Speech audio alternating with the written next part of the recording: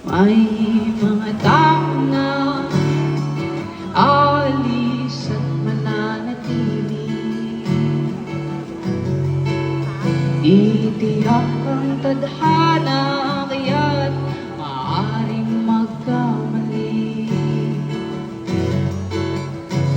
Lungkot at sakit patuloy na nakakuli sa ilalim